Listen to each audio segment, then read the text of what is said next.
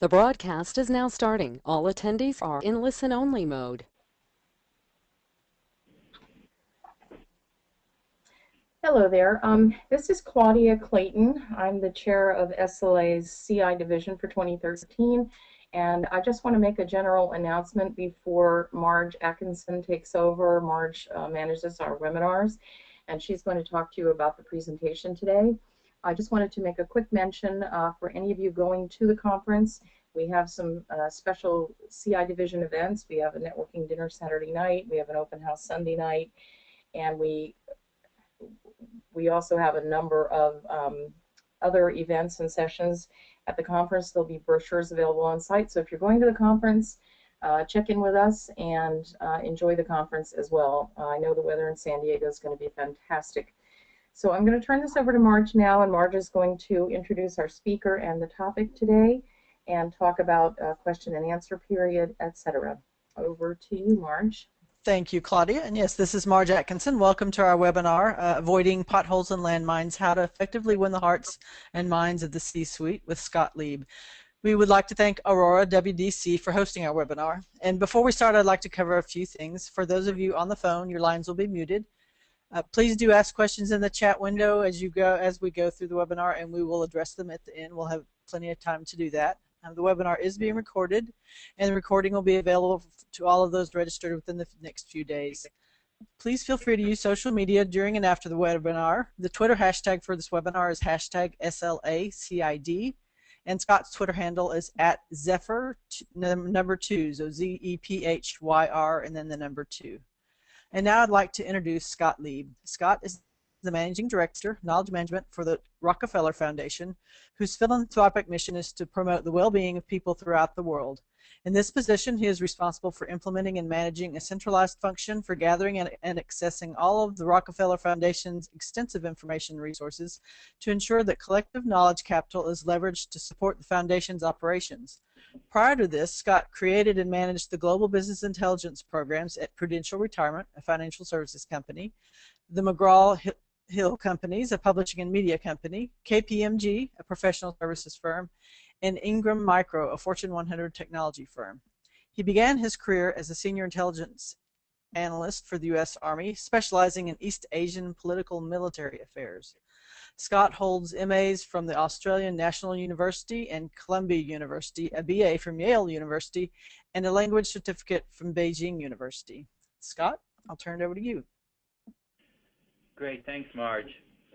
Good afternoon and good morning, good evening to those of you from around the world. And thank you to SLA and Aurora for the opportunity to be here today to talk about what I consider to be an extremely important topic. How do we gain traction with the C-suite? So what qualifies me to talk about this topic today? Well, first, I've been a direct report to C-class executives for over a decade, reporting to the CSO, Chief Strategy Officer, CMO, Chief Marketing Officer, and CCO, Chief Communications Officer. I also have had experience in a number of industries: high tech, publishing, tax and audit, entertainment, financial services, and now the philanthropic space. So hopefully this broad experience will add flavor to and insights to the discussion today. So a couple months ago, I was attending SCIP, the Strategy and Competitive Intelligence Professionals International Conference in Orlando. Now, as someone who's created and run global CI and BI functions at Fortune 500 companies, they thought I'd be a good person to lead a lunchtime session on mentoring. For most of that hour-long session, the majority of the questions and comments focused on how, as information professionals, we could increase our visibility and traction with the executives. For me, this was a significant case of deja vu. I'd led a similar session about 5 years previous, and the questions and comments were virtually identical. Clearly, this is both an important and persistent issue with information professionals. So my plan today is to speak for about 40 minutes or so there should be plenty of time for Q&A. And as was previously mentioned, you'll have time to submit the questions, and I will attempt to answer all of them. If not, I'll provide my contact information at the end, and we can discuss the questions offline. So with that, let's begin. Well, to start with, success in the C-suite is not easy. It's something I've worked at for quite some time. And here are the scars to prove it. A good deal of it has been trial and error. In my view, sadly, we are our own worst enemies. The philosopher Pogo, quoted here, had it right. There's fundamental mistakes we make. Now, these, I think, are partly due to our DNA as information professionals and partly due to our incomplete understanding of how the C-suite operates. Now, the good side, the flip side is these problems can be overcome with patience, practice, and a bit of perseverance. As you probably guessed from the title of the presentation and then heard from my bio, I have a military background. I was an intelligence officer for 8 years in the U.S. Army, and I spent some time at both State Department and Defense Department. And so I tend to see things in black and white, sort of an us versus them. And I strongly believe the best way to approach engaging with senior executives is to treat it as a battle. Sun Tzu had it right, I think, about 2,500 years ago when he wrote The Art of War, which contains the following quote: "Know thy enemy, know thyself, and 100 battles will be yours." So then the question becomes, how do we prepare for battle? I believe there's 5 rules, 5 simple rules that need to be you need to keep in mind. First, you need to mind your P's and Q's. There's certain rules of engagement that you need to follow when presenting or speaking with executives. Recognize the differences. One of the first things you need to understand is the executives, they ain't like us. They're different and you need to treat them differently. Pick and maintain a voice. You should always have a voice. The sooner off you find it, the better off you'll be. We need to be better salespeople, and we traditionally don't do this well. It's always struck me as a bit ironic that the functions I have led have often been in marketing departments, yet we are so poor at marketing. Whether it's, as a kid, whether it's getting picked in dodgeball, getting into college, finding your soulmate, or lobbying for a position, you're constantly selling, and you need to be in that constant salesperson's mode. Finally, we need to provide insights. Executives aren't interested in what you want to tell them. You have to focus on what they need. And sometimes they can't articulate what they need, and it's your job to tease out what they need. As head of the knowledge management function at Rockefeller Foundation, my simple motto is getting the right intelligence to the right person at the right time to make the right decision. Because it's all about the decision making. If what you tell the executives does not translate into decision making and decision support, then it's simply a waste of time. So, minding your P's and Q's. Meeting with executives requires proper behavior, so you need to mind your P's and Q's. It's a lesson our parents taught us, the rules of appropriate behavior. So one of the first things I learned in the military was the 7 P's. This notion was constantly hammered into our heads. Proper planning and preparation prevents pitifully poor performance.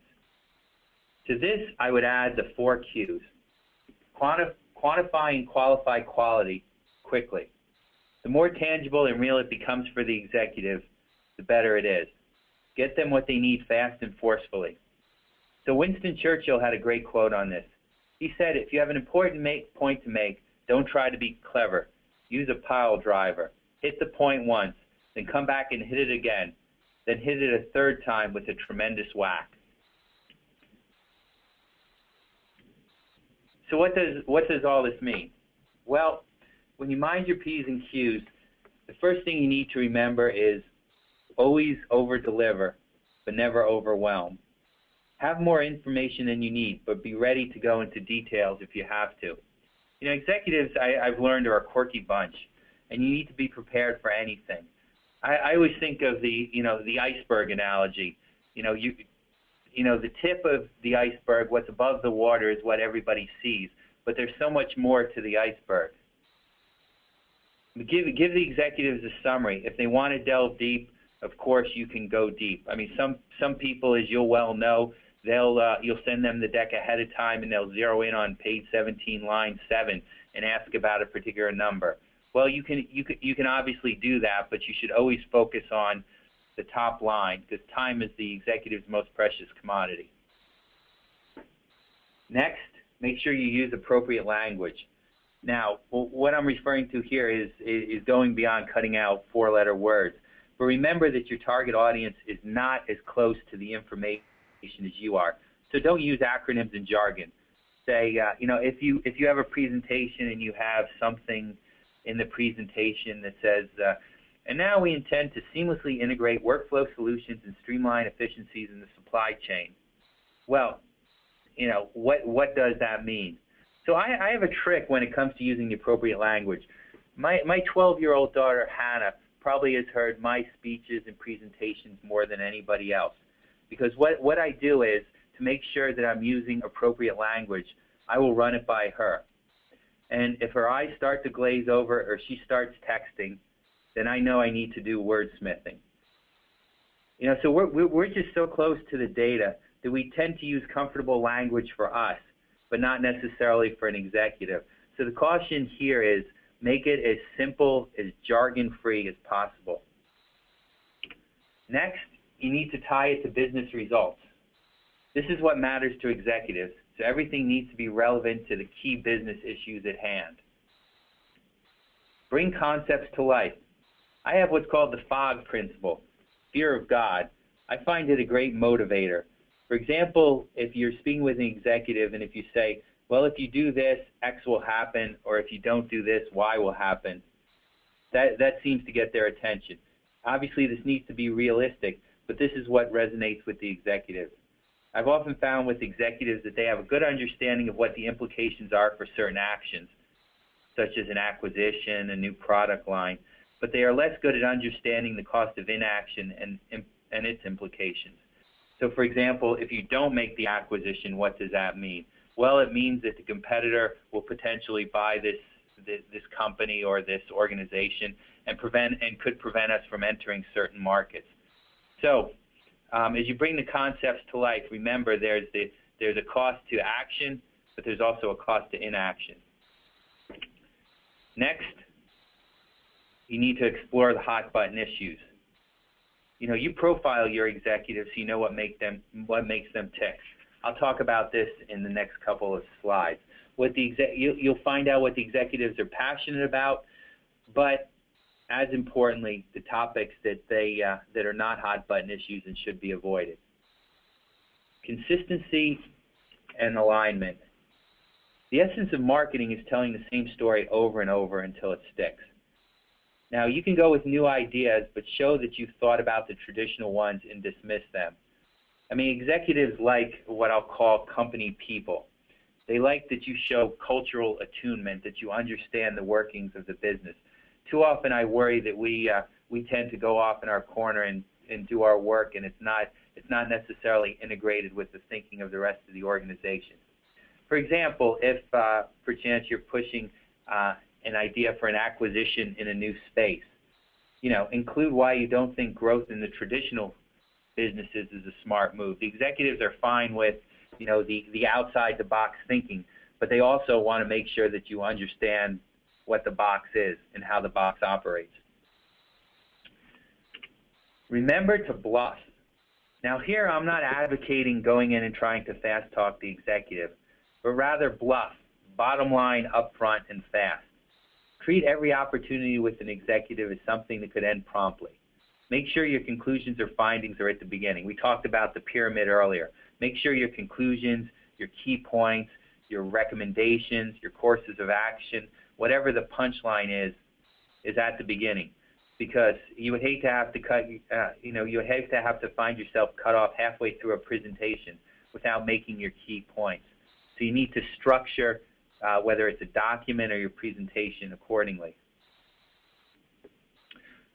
So at the beginning I made a rather cryptic statement about failure in the C-suite being due to our DNA. Let me take a second to explain what I mean here.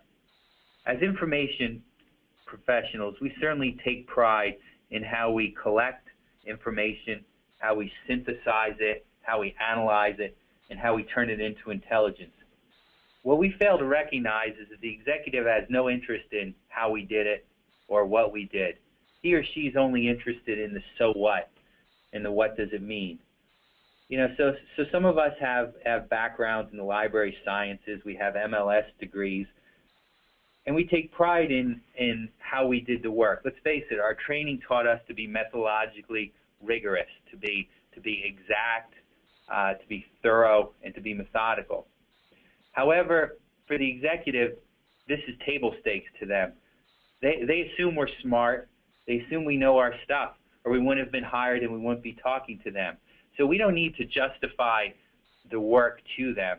We need to fight the urge to tell them what we did and how we did it, and instead we need to focus on what it means.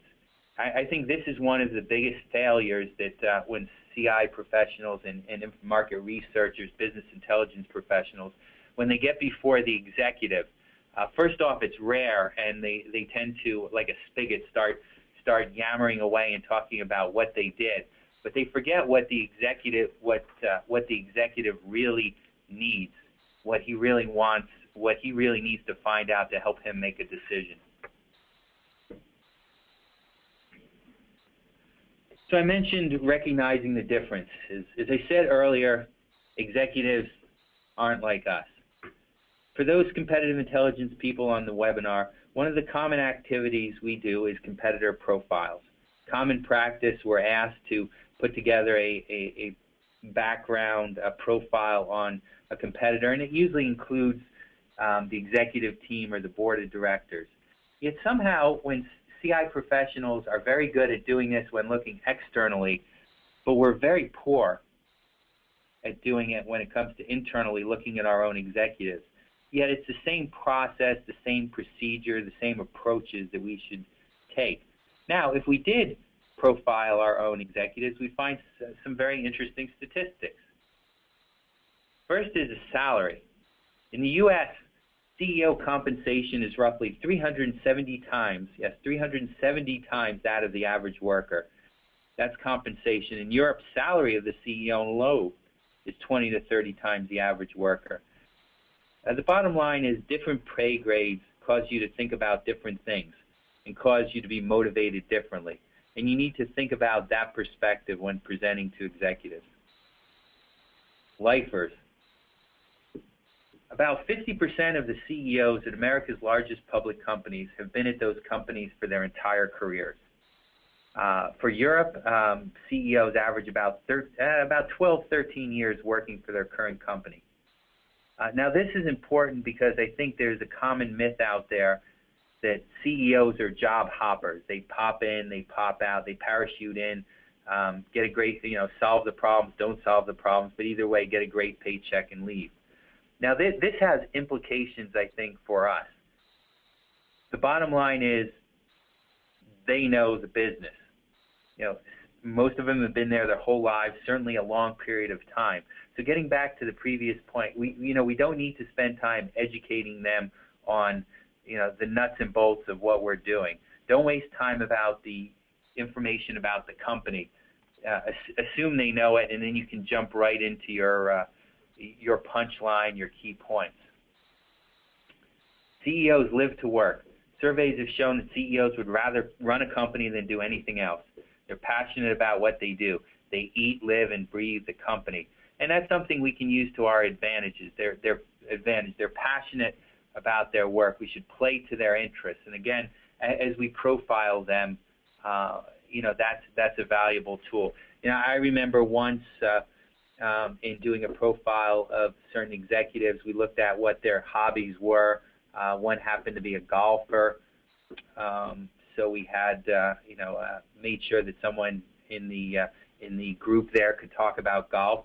At one meeting, we found out that the background of all the executives were Mormon. So we made sure that we could discuss issues like that if it came up. Because let's face it, you tend to relate more to someone that you have common ground with. So recognizing the differences between among the executives and how they're different from you and me is key for relating to them. Pressure on CEOs. CEOs answer to different people than you and me. More than likely, unless you're in a matrixed organization, you have only one boss.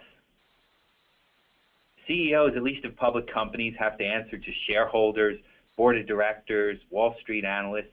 They need to take factors into account that we don't have to. But it's important, again, that we understand them. Other pressures the CEO faces include, there's been some data that shows CEOs have a little over a year, 5 fiscal quarters to prove themselves. A company's reputation is closely tied to the CEO's reputation. And last year, a survey showed that 73% of CEOs considered quitting. I mean, the bottom line is they're under a great deal of pressure. They need to make decisions. So anything you can do to alleviate pressure from them is certainly seen as a plus in their eyes.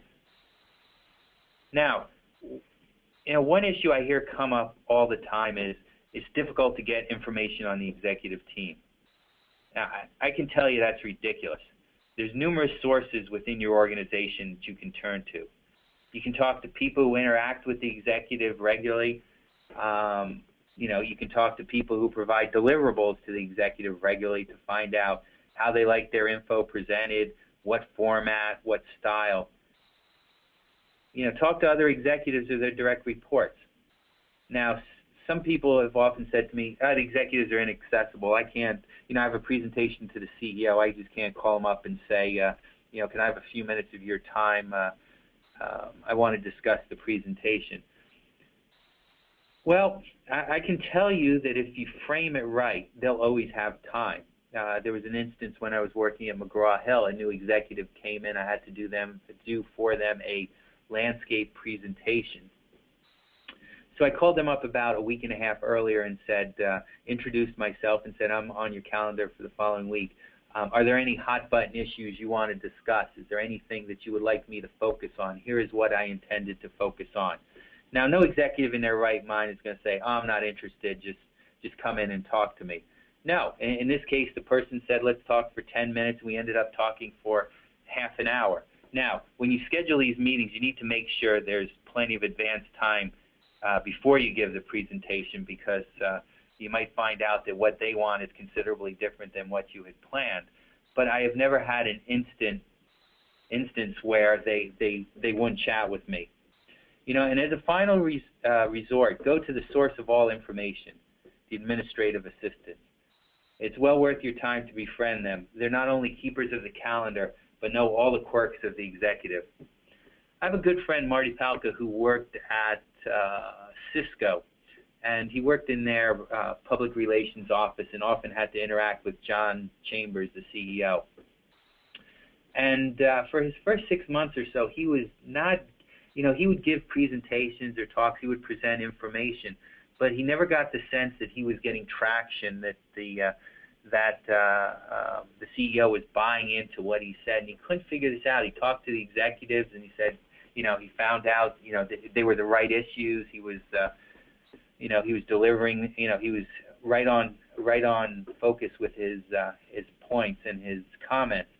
And he just, so as a last resort, he went to the admin, John Chambers' admin assistant, executive assistant, and asked, and said to her, I'm having trouble gaining traction with him. Here's what I've been doing. And she said, well, of course you know that he's dyslexic. Well, in all the discussions, that never came up. Needless to say, after that time, Marty moved away from the word-intensive presentations, and he started gaining much more traction. But he would have never known this had he not done his research and done his background on the executive. Now, one valuable trait that I have learned is to be thick-skinned. If a CEO does not agree with you or does not appear to follow your recommendations or advice, you should not take this as a personal affront. There can be multiple reasons for this, principally because there are, the forces we talked about earlier, we're generally not exposed to.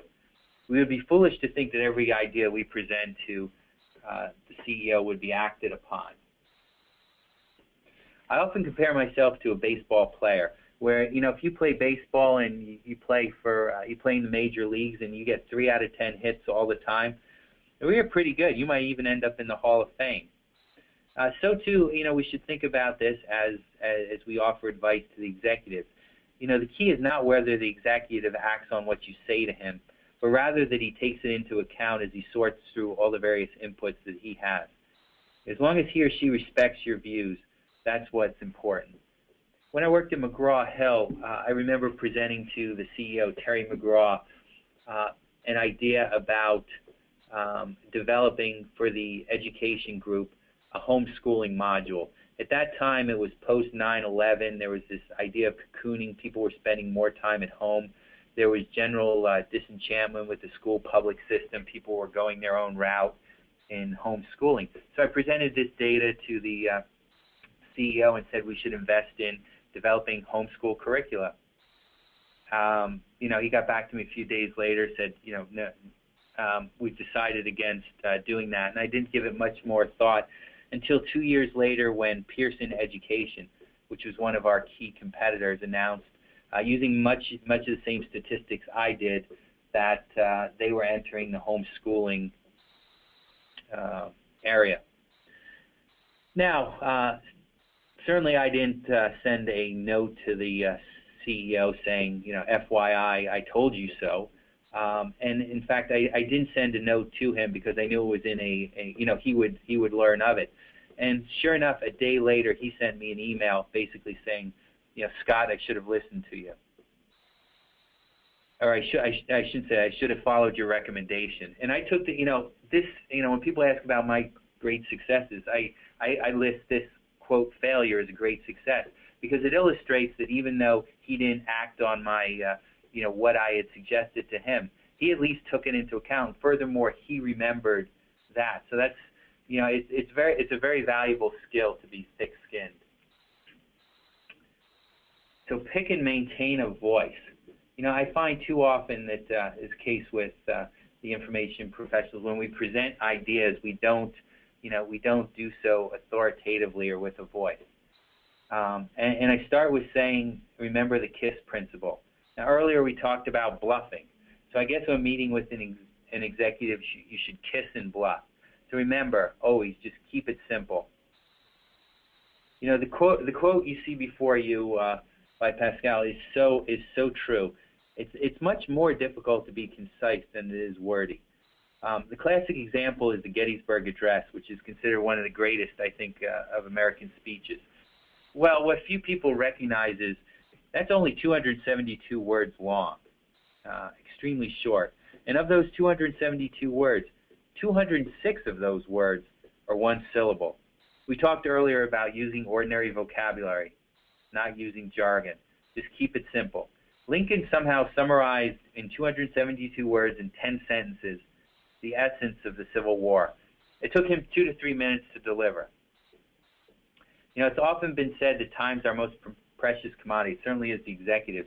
She should always be respectful of that when speaking. I was in Toastmasters for a while, and one of the biggest mistakes they mention a speaker can make is, starting with a whimper. You start with a bang, give the audience a shocking statistic, an interesting quote, a news headline, something powerful that gets their attention immediately. One approach that I found useful is to start presentations with headlines from tomorrow's newspapers. And what I mean by this, for example, if I'm advocating an acquisition in a new market, I might have a fictitious quote from one of the equity analysts covering the company. It might read, "Bold, unexpected move. The synergies make sense. This might just be the kickstart the company needs to boost its sagging stock price." Now, what executive wouldn't love that quote? You have them hooked. So you need to, when you pick your voice, make sure your voice is loud and clear. And also another quote I learned in the military, to remember, be bold, be brief, and be gone. To that I would add, be authoritative. Have conviction.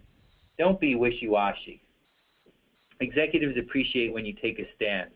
They're paid to make the hard decisions and appreciate when people provide them with clear options and recommendations. Now, certainly there's some executives, as I've learned, have felt that decisions are made at their pay grade and not at your pay grade. and what you should do is just provide input. Well, that's fine. That doesn't mean you can't be authoritative. That's why it's important to do your homework and find out about the executive, including how he likes his information presented. Some people prefer to digest it in certain ways. Some people are more picture-oriented than word-oriented. These are all, there's all ways that you can be authoritative and be opinionated. The bottom line is you did the work, you did the research. There's no one who knows the data better than you. It should always have your fingerprint on it. I used to put out a product called the Contact Report, which was short for Competitor News, Themes, and Commentary. And it was just the headlines from the day or the week. But what was always after it was CI commentary or BI commentary or the CIT, the CI team commentary. So there was always my opinion or the team's opinion. So it wasn't just flashing news items. So you should be opinionated. Now, you should also be balanced. You don't want to sound like you're on a soapbox. You have to come across as a voice of reason. You need to be flexible. You never be set for the ride. You never know where the ride will take you. Once again, a military quote: "Battle plans never survive the first bullet." So you have to be flexible. And finally, you need to be careful. The higher up you get the food chain, the more political it gets. That's why doing the profile and understanding the various forces at work is essential. All of us have on our desk, in fact, I'm lifting it up right now and looking at it, is the org chart. But what we don't have is the informal org chart. That is kind of where the power centers are, who the coalitions and alliances are. Those are all important. And again, it's not rocket science. It takes some time and it takes some due diligence. But if you do your homework up front, you'll be in great shape. But one is just remember the 7 P's, especially the first two, the first 3, the proper planning and preparation. That's when you present to the executive, all the tip of the iceberg, all the hard work is the stuff you did that's below the iceberg. This is the easy part now going into the executive. You've done the hard work. You figured out what he or she wants, how he or she wants it, what the best way to relate to them is. So, being a salesperson. I mentioned this at the outset. A lot of us are in marketing, which is ironic because we're, as a group, I must say, pretty lousy marketers. There's a prevalent myth in competitive intelligence, I think largely among information professionals, that we should be seen, we should be not seen and heard. There's a prevalent myth that we should operate in the background. I think the hubris here, we believe that the work will speak for itself, and that's what will propel us to greatness. Is a joke. This is especially true, I think, of CI professionals. We have this stealth mode mentality that we always need to be in the background, lurking, behind the drapes, lurking in the shadows. But, I can tell you that nobody gets to the corner office without being seen, heard, and recognized for the good job we do. I mean, if you think about your time in the office, most of us will only spend a small sliver of it actually engaging with executives. The trick is when we do get face time, video time, or any time, to maximize our impact. It sure would be great if we ensured that our reputation preceded us. One of my greatest sources of pride has been when I've gone into meetings with executives and they say, I've heard great things about your work, or so-and-so tells me this is a great job. I look forward to hearing about it. So let's work from the assumption that we're terrible salespeople. Well, then what we need to find is others to do our bidding, to find other salespeople to act on our behalf. That is, to find champions throughout the organization. Now, a quick word about champions. Champion doesn't necessarily have to be your boss, your boss's boss, or even someone in your department. They do, however, need to have 4 characteristics. They need to be senior. That is, people need to listen to them when they speak. They need to have a voice. That is, they can't be a great advocate for you, but just never speak up in the public or appropriate fora. They need to be smart. I can't tell you how many times as a competitive intelligence professional my boss initially hasn't understood what competitive intelligence or how market research is conducted or how research in general works. And they in an effort to appease and provide something to the executive, make a promise that really we can't do or can't do within a realistic timeline. So when I say be smart, your champion has to be smart. You have to train your champion. He or she has to know what you can and can't do and understand the ins and outs of your work. And finally, they have to be committed. A friend of mine has a great term for this. It's called skin in the game. So when you think about a champion, think about someone who has a vested interest in your success. Maybe they got you hired, they helped establish your department, or just simply they rely on the great work that you provide for their success. Well, certainly they now have a vested interest in making you, playing you up and making sure you look good. Because, if you look good, they by extension look good. And so they'll tend to be more amenable to speaking positively about you. So again, the four characteristics are the person has to be senior, has to have a voice, has to be smart, and has to be committed. Now, as we mentioned before, you might not regularly meet with the executive, but others do. Find out who does. All it takes is a little homework or a chance meeting at the cooler. Support these people in any way you can. So the champions, what you have to do is cater to them, give them everything you need. You'll build a constituency, and it'll certainly make your road to the C-suite less bumpy. Finally, you should always work to develop your brand. Mine, Scott Lieb, Inc. When I've headed departments, I've made sure that our group name as well as individual names were on all documents. A former colleague of mine had a great branding trick. His name was Don Rubin, and he was in investor relations at the McGraw-Hill Companies. And every day he loaded his printer with canary yellow paper. So when something hit your desk, you knew it was from him. Now you could say, it's from Don, and push it off to the side. But he had it branded. When you were looking for a document of his among the clutter on your desk, you knew it was from him. So what you need, you need to find a hook. A friend of mine says you need to find your shtick. And, so that's central. You need to brand yourself.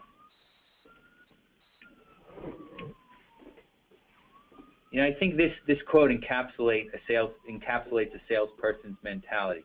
You want your reputation to precede you. Obviously the best thing you want to do is do things well, but, just as important is having, letting people know or having other people tell other people that you're doing the right thing. So the final point I wanted to speak about was providing insights. Whenever something leaves my office, it always has to answer one of two questions. So what? And or what if? If it doesn't answer those questions, then it doesn't leave the office. You see here my definition of what an insight is. That's what we need to provide to the executives. They need insights. What they do is they make decisions. And you need to provide the fuel for them to make the decisions. And so what are the elements of these insights you provide? Well, it has to be forward-looking.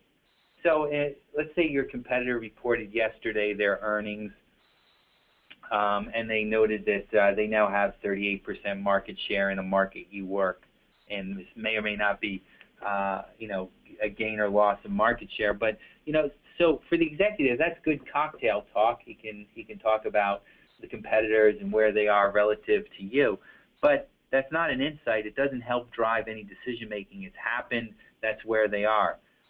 Now, an insight needs to be timely. You need to provide strategic lead time.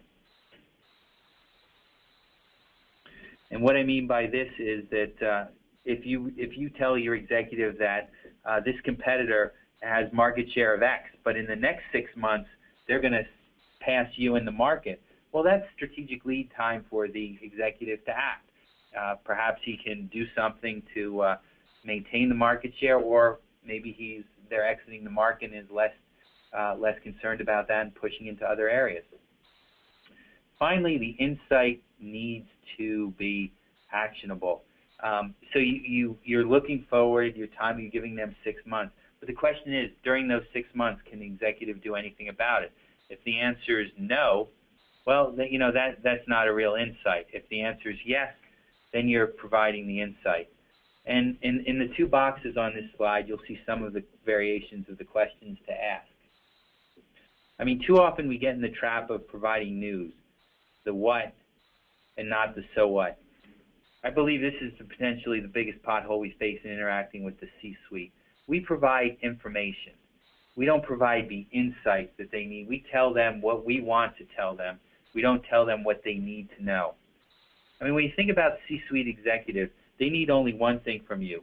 They need you to help them be better decision makers by providing insights that ultimately do only one of 2 things. One, they help grow the top line. That is maybe sales ideas, or other thing to grow revenue. Or they cut the bottom line, cost savings insights. Competitor X is doing this, therefore we should do this, would help cut our costs. Market research shows that people don't like purple M&Ms, so we can save costs by not making purple M&Ms. The bottom line is, you need to know what the C-suite needs to know. And again, it's only one of 2 things. How does it help top line growth, or how does it support bottom line growth, or bottom line cost savings? So when you think about your evolution in the office and your growth within as an information professional, think about it this way. There's 3 stages you go through. First, you provide input to the table. Next, you have a seat at the table. And then finally, you have influence over the table. So let me explain. Input to the table. Your boss is the one at the table, and you're the one whispering in his ear with key ideas as they're making decisions. The problem is you're not at the table, and there's probably somebody else whispering in his other ear. The next stage, as you move from input to the table, is actually having a seat at the table. So when decisions are made, you can weigh in.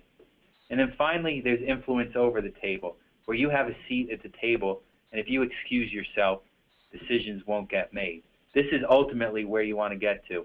I need only give the example of the legal team during a merger and acquisition. Well, if you're busy dotting I's and crossing T's, you're not going to do it without the legal team there. So too, what we'd like is, when a decision comes up, well, Scott, what's your view? Or Bob, or Jane? That's what we want to achieve. And when we have the influence over the table, then you will have truly won the hearts and minds of the C-suite. Thank you, and I look forward to taking your questions. By the way, I should also note, here is my contact information. Feel free, if we don't cover all the questions or I don't provide all the answers, feel free to reach out to me. I'm happy to provide you with a copy of this presentation or some other work I've done on this topic. Again, I've been in this field, competitive intelligence, business intelligence. I've headed market research teams, so yeah, I'm always happy to talk about the market research, the business intelligence, competitive intelligence, or the area I'm now working in, which I really see putting all the pieces together, the knowledge management. So with that, I will stop. I will turn it back to the moderator, and I am happy to answer any questions. Okay, thank you so much, Scott. Yeah, I have one question, and hopefully people, as we're going through this, please go ahead and enter your questions so we can address those. If you could talk more about the informal org chart, in other words, how things really work. Sure. Well, again, there's no pat answer to that. Again, it's what you have to do is build that org chart. For example, as you talk to the executives, you will learn, you'll draw sort of like the network pictures of who they know and who they work with, and you'll be able to begin to understand, that a particular executive, who in that organization provides that executive with the information they need, how influential the people are. So it's there's no formula for it, but it's more experiential over time, just talking and being attuned to such issues. I mean, sometimes little things like email chains that you'll see will give clues to who's as you trace it through who's talking with who and how they're relating to each other. And so what I've done is I take note of that and I build the informal list, and then over time when I see certain relationships working, there's a way to quote unquote test the network. For example, if there's an issue that you think someone might be interested in, you can forward that issue to them, and then see where see if that issue then goes to someone else, and so you can begin to track through and trace where the the important nodes in the organization are. And again, you supplement this all the time by getting out and talking with people. As I said, it's so important to be seen, heard, and recognized. I make it my business to sort of quote unquote walk the halls, and make sure that I am aware of kind of what kind of the pulse of what's going on. Now, I work inarguably I work at a smaller organization, 180 people. I say that because I started out in DOD, which had multiple Department of Defense, multiple hundreds of thousands of people. So to me, this is small. I can sort of walk the floor and get a feel. And so it's just by constantly talking with people and running ideas by them that you begin to see the elements of the informal network. Okay, very good. Here's another one. Many SLA members are in the information. Hang on, it just scrolled up. Are in the information center of the organization and don't have direct CEO contact. They may be working with senior managers, but not the CEO, and they may have to work with many different senior managers. So do the same principles apply? Oh, absolutely. So I gave the example of the C-suite, and I put the slide up about the lifers and such. So it might change at different levels, but the bottom line is that no matter what, whoever you are working with, however you are dealing with, whoever you are interacting with, they deal with other people as well too. And so the idea of talking with them, finding out about who reports to them. I mean, clearly, I would think most people the first time they're hired into an organization and they have their first presentation to the boss, I'm sure they don't go in there blindly and just fire away and a presentation to the boss. You probably ask the other people in the department, well, what's he like? What's she like? What does she like? How does she does she like PowerPoint? Does she like Excel spreadsheets? Do they, would they prefer kind of white papers? So we do this on a local level without thinking about it. And the only point here is that whoever you're presenting to, they obviously have people who know them, and you can certainly reach out to them, or if not to them, it's like the LinkedIn phenomena. They know somebody who knows somebody. Clearly, there's somebody who you would know that could provide you the insights you need. It might take some work, but again, it's well worth the time. And so, yes, it can be. This example was geared towards the C-suite with some of the examples, but it can be geared at any level of any management level of the organization. Okay. Can you provide more tips on distinguishing between information and insights? Sure. So at the Rockefeller Foundation, one of the key things that I constantly repeat to people is the difference between data, information, and insights. So data is what I'll call stuff.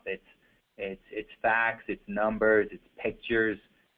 Information is when the data is in context. And the intelligence, the insights, is when it's in context and helps with the decision making. So, I think that we recognize well the difference between data and information, but sometimes, information and intelligence, the insights, and I'm using intelligence and insights here interchangeably, the difference between the two we sometimes lose, because what we need to do is think about does it help support decision making? Because that's where the insight comes. That's when it's of true value to the executive. When you know what their need is, and you provide them with the right information that helps them make a decision, then it's insight. If it's not, if it doesn't help them and support their decision making, then it's just then it's just information and white noise. But again, you need to do your homework and understand, what, for example, if an executive wants you to come in and brief on a competitor, chances are it's not, he's not interested in the competitor out of idle curiosity. There's a reason why he's asked you to speak about that competitor. He doesn't have time just to get background information on the competition. So you need to understand if it's for perhaps a potential acquisition, if it's for a partnership. And so then once you understand what that is, what the reason for the presentation is, then you can begin to make sure that you provide the insights. Focus your comments about the competition on issues that will help him make the decision about whether to go forth with a partnership or pursue an acquisition or whatever the need might be. What I can also do is, for those that email me, I have a set of about 10 or 12 questions which I've put together over time. We didn't talk about it at all today, but the idea of conducting the intelligence audit, finding out what the executive wants and then making sure you provide it to them. But I've come up with a series of about 10 or 12 questions, that you work in through the course of a discussion that really helps you focus on providing the right intelligence, the right insights to the executive at the right, at the right moment so they could use it. Okay, here's another question. How do you memorialize and institutionalize your understanding of the information needs of the C-suite? That's a great question, and it segues nicely with the one I just answered. In that, the idea is that when of the teams I've had, what I've made sure is that they all know how to conduct an intelligence audit. So our process is such: when a request comes in for to do a presentation or a request for a piece of work, the first thing we do is then contact the requester and ask such things as, importantly, what work's previously been done, so we don't repeat, and can use that as a building block. Who is the requestor? Because we build up profiles on, the person who sends the request isn't necessarily the requester. So it's important to know who the requester is, because we might have a quote-unquote profile on this person and know that, they like information presented in a certain way. These topics are hot-button issues to them. So it's a process. It's a process we go through. One of many when a request comes in. First thing we do is validate the request, get the specs on the request. We get the request, then comes in. We set up certain times that we'll periodically check in if it's a request that might take some time. So it's just a discipline of baking that into the process. But when I worked at the McGraw-Hill companies, we sat down and said, how do we do CI? And we called the process blackjack, because there were 21 steps involved. And I made sure that we made a copy of that laminated sheet, and everybody posted it on their on their desk or cubicle, and they knew that these were the steps they went through. Some obviously more relevant than others. Some, depending on actions, could be skipped. But it gets a good it gets a good practice going. You're not skipping steps. B, it allows you to trace back your steps from an audit standpoint, and C, from a transparency standpoint. We share that document with others so they can see exactly how we go about doing our business. Okay, and then here's a couple of positive comments, and then I'll go into another question. The message of this webinar is spot on for me. Thank you so much. And Scott, I really appreciate that you stress the importance of selling the professional and the profession and the CI function, as it is, in my humble opinion, essential. So, yay. Thank you, people, for responding in such a positive way. And here's another question. You build a lot of intelligence on your clients. What tools and how do you keep track of this information? So that's a very good question, and I mean, there's multiple ways we do it. For example, we have a, in some cases we just use the, Excel spreadsheets. There's some modules we use that allow us to kind of draw network maps of who's related to who has what needs. We also use a database where we store all the requests we come in with tracking the timing and comments on it so we can go back and refer to it. Finally, we use something, some of you might use Salesforce, CRM for customer relationship management. Well, for us, it's contact relationship management. So, we'll have available only to the group a walled-in area that has, the key people in the organization and some of their, what they've requested in the past, how we think it's went over. For example, on some, so we have the record. So, for example, if I had to, or someone who worked for me had to put together a presentation for Judith Roden, our president, I've spoken with her in the past, so I have some ideas about, what seems to resonate with her, what's the best quote-unquote formula for that, and you can see the stream of kind of the presentations and what worked. And so I would have a presentation of say, oh, this worked great, or we had a one-on-one. I didn't really have the deck. That didn't seem to go as well. So the idea is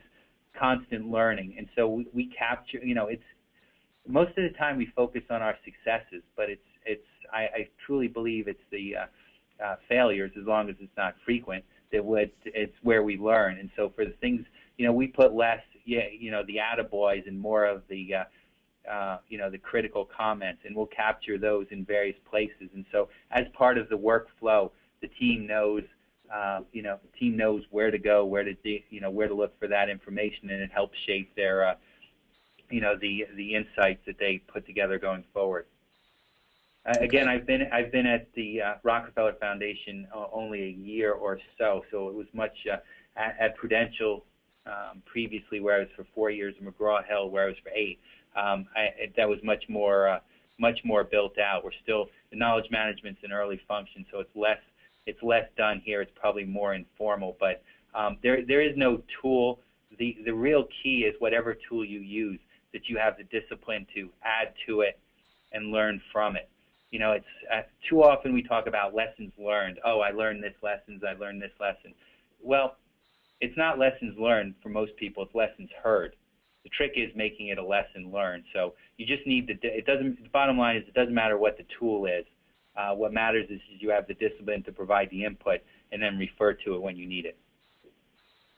Very good. And then one last question I think we have time for. I really like the military strategy discussed in your presentation. Can you talk about succeeding in the art of always over-deliver but never overwhelm? Sure. So again, it goes back to the simple question of what the executive needs. So through an intelligence audit, we'll find out what the executive's questions are. So he again, going back to the example of the competitor profile, he doesn't want a competitor profile just to then say thanks and put it on his shelf. There's a reason behind it. So we find out what the reason behind it is, and we answer those questions, and then we'll conclude the conversation with, we understand this is why you wanted the profile. Several other logical questions come up. Let's discuss those. And so that way, he might not have thought of those questions, but what we do is we brainstorm about those questions. So, for example, if it were an acquisition of a particular company, one of the questions that might logically come up is, well, let's say this company, pushes back and is not interested. Well, what other companies are out there? Well, he didn't ask for that, but that would be over delivering, because we're anticipating what his potential comments might be. And and I will tell you, this has gotten us great kudos and additional work statements like, gee, I hadn't thought about that, but that's great to know. Then what happens invariably, they'll ask for a profile on those other companies. But look, you made it's work, but you made positive positive impact. So that's how we over-deliver. We assess the needs, and then we go kind of a step beyond the needs and think about what else the executive, if the executive wants this, what other additional insights can we provide? So that's how we over-deliver.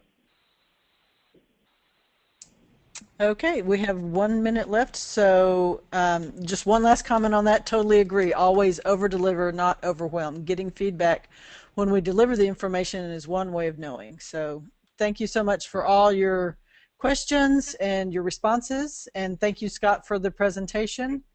Thanks again to Aurora WDC for sponsoring this webinar. Remember, if you're coming to SLA, don't miss our SLA networking dinner on Saturday at 5:30.